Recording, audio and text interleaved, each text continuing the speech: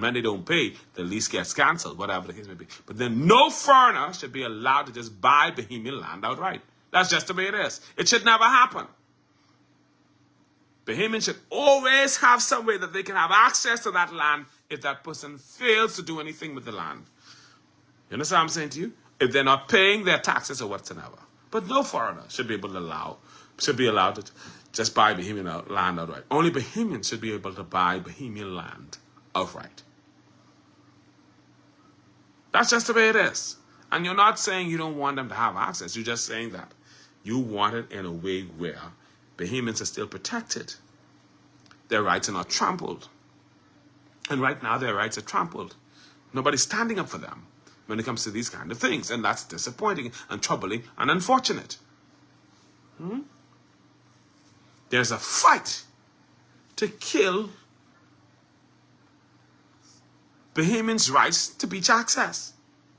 Whether it's Cabbage Beach on Paradise Island, wherever. There's this fight. I remember Hubert Minnis came into Parliament on this issue. And then when he was asked about it after he got to office, he said he don't know what to do. But yet now he's fighting to be returned to office and trying to get... These are all gangsters who have failed you miserably.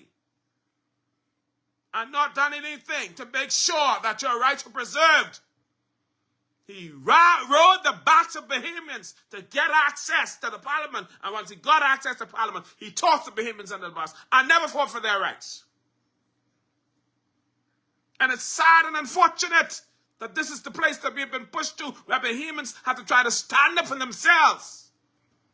When we elect people who are there to speak for us and stand up for us. And they leave us available to be taken advantage of.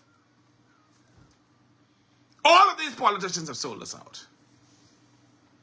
Hubert Ingham sold us out when he sold out BDC. He sold us out when he sold out all the access land around Nassau so that only 7 rich white families could control all the port access to Nassau. And so Bahamians cannot, but you have 7 rich white families that will always be rich because of Hubert Ingham. 7 rich white families that will always be rich because of Hubert Ingham. Because he secured them and cut Bahamians out. Say what you want about Perry Christie, but at least Perry Christie manipulated so that Bahamians could have control of the numbers business. And if you leave it up to people like Hubert Ingham and anybody affiliated with him, the next set of people can be controlling the national lottery will be these same rich white families who don't care about black Bahamians. They don't care about us.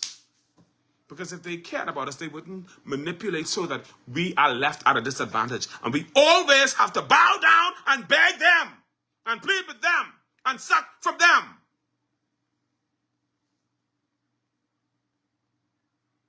Send me a message, Kate, on 242-473-8566. Send me a message there, please.